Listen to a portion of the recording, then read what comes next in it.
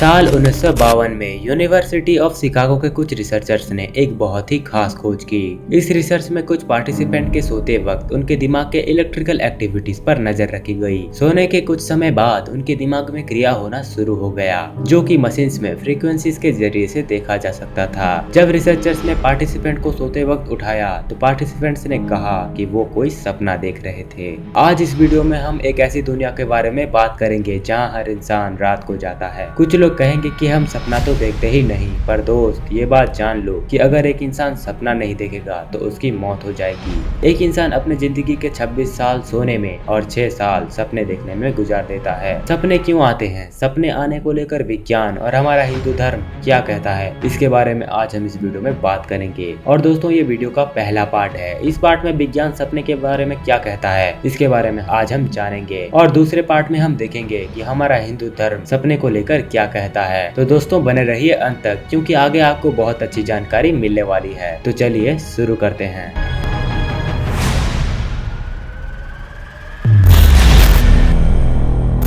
साल 2010 के एक रिसर्च में कुछ पार्टिसिपेंट्स को पहली बार देखे गए एक भूल भुलैया को पार करने को कहा गया। उनके पार करने के बाद एक ग्रुप को बिना सोए दूसरे दिन वही भूल भुलैया को पार करने को कहा गया। ये ग्रुप को बहुत टाइम लगा, और दूसरे तरफ ऐसे ग्रुप को दोबारा सॉल्व करने को कहा गया जिन्होंने सोया था और नींद में उन्होंने उसी भूल भुलैया के सपने भी देखे थे। ये ग्रुप ने 10 गुना तेजी से उसी भूल भुलैया को सॉल्व किया। रिजल्ट्स काफी चौंकाने वाले थे। तो इससे ये कहा जा सकता है कि हमारा दिमाग कुछ जरूरी चीजें दिखाने के लिए और उसे याद रखने के लिए हमें सपना दिखाता है। विज्ञान के क्षेत्र में सपनों की पढ़ाई को कहा जाता है ओनायरोलॉजी। एक इंसान के सोने के कुछ समय बाद वो 2 स्टेट में चला जाता है, पहला रैपिड आई मूवमेंट और दूसरा नॉन रैपिड आई मूवमेंट। सोने के कुछ समय बाद जब आप रैपिड आई मूवमेंट स्टेज में चले जाते हो तब आपकी आंख लेफ्ट से राइट और राइट से लेफ्ट घूमती रहती है। और एक रिसर्च में भी रिसर्चर्स ने मशीन्स के फ्रीक्वेंसीज के जरिए से दिमाग के इलेक्ट्रिकल एक्टिविटीज को देखा। जब एक इंसान रैपिड आई मूवमेंट के स्टेज में चला जाता है तब उसके ब्रेन में भी वैसी हलचल होती रहती है जब वो जगा हुआ होता है। रिसर्च में ये पता चला है कि रैपिड आई मूवमेंट के स्टेज में हमारा दिमाग एक केमिकल्स को रिलीज करता है जैसे कि एसिटिलकोलिन, और रैपिड आई मूवमेंट स्टेज में हमारा दिमाग हिस्टामिन, सेरोटोनिन जैसे केमिकल्स को रिलीज करना बंद कर देता है। इसीलिए सपना देखते वक्त हम अलग अलग इमोशंस को फील कर सकते हैं, जैसे कि गुस्सा होना,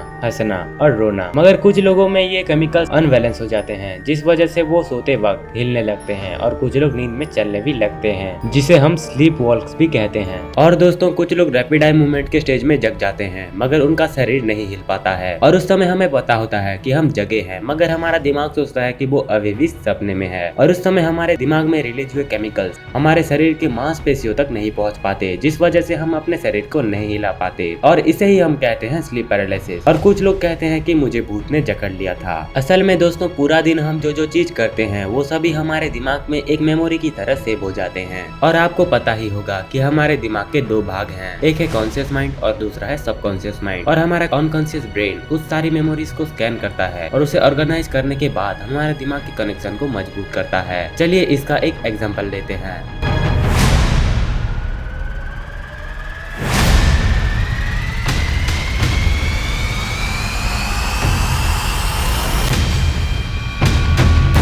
अगर कोई इंसान दिन में कोई नई और मुश्किल चीज सीख रहा है, जैसे कि कोई नई लैंग्वेज या इंस्ट्रूमेंट या फिर सिंगिंग, तो हम उनके दिमाग के इलेक्ट्रिकल एक्टिविटी को एनालाइज कर सकते हैं। पर जब यही लोग रात को सोने जाते हैं तो उनके दिमाग में कुछ अलग चीज होने लगती है। मशीन्स लगाने पर वापस से वही फ्रीक्वेंसीज देखने को मिलती है जो कि दिन में नई चीज सीखते वक्त देखने को मिले थे। वैसे ही ऐसे कई थ्योरी सामने आए हैं, जैसे कि activation synthesis theory, continual activation theory, excitation for long term memory theory, जो ये बताती है कि सोते वक्त हमारा दिमाग के अचेत भाग यही चीजों को एक तरह से रिप्ले करता है, ताकि आगे सीखे गए जानकारियों के बीच दिमागी कोशिकाओं के कनेक्शन को स्ट्रॉन्ग हो सके। और ये सब होते वक्त हमें पता भी नहीं चलता। दिमाग के 2 स्टेज में से हम रैपिड आई मूवमेंट के स्टेज में सपना देखते हैं। कुछ सपने ऐसे होते हैं जिसे हम खुद कंट्रोल कर सकते हैं, और वहाँ हमें पता होता है कि हम सपने देख रहे हैं, और उस सपने में हम हमारे मन मर्जी का कुछ भी कर सकते हैं। चाहे तो उड़ सकते हैं, अपने मन मर्जी का कुछ भी कर सकते हैं, वर्ल्ड कप जीतना, एक्टर बन जाना, क्रिकेटर बन जाना, अरबपति बन जाना, या फिर अपने सच्चे प्यार से ही शादी करना।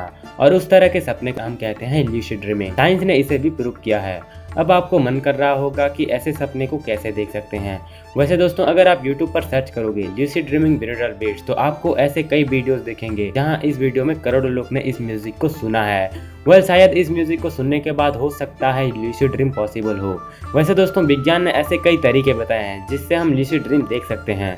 अगर हम सबसे आसान तरीके की बात करें तो वो है मिल्ट ट्रिक यानी कि मेनेमोनिकली ल्यूसिड ड्रीमिंग। साल 1983 में एक थ्योरी ने कहा कि हमारे दिमाग में 10,000 ट्रिलियन कोशिकाएं यानी कि न्यूरॉन कनेक्शन है और हमारे दिमाग इन सबको मैनेज करता है। इनमें से कई न्यूरॉन कनेक्शन हमारे काम के नहीं हो सकते, जैसे कि ऑफिस जाते वक्त आपके पास से गुजरने वाली साइकिल। दिमाग का एक हिस्सा जिसे हम कहते हैं निकोटेक इन्हीं इन्फॉर्मेशन को रिव्यू करता है और इन तक हमारे दिमाग के कनेक्शन को ब्रेक कर देता है, क्योंकि ये जानकारी शायद आगे हमारे किसी काम की नहीं होगी। इसीलिए कुछ समय बाद हम पढ़ाई में मेमोरीज किए हुए क्वेश्चन आंसर को भूलने लगते हैं और इस थ्योरी को कहा गया है the theory of reverse learning. पुराने जमाने में लोग असल जिंदगी को सपने से जोड़ते थे, इसीलिए आजकल कई लोग सपना देखने के बाद उसका मतलब ढूंढने में लग जाते हैं। मगर इस बात में कितनी सच्चाई है और हमारा धर्म इसके बारे में क्या कहता है, हम आगे आने वाले इस वीडियो के सेकंड पार्ट में इसके बारे में बात करेंगे।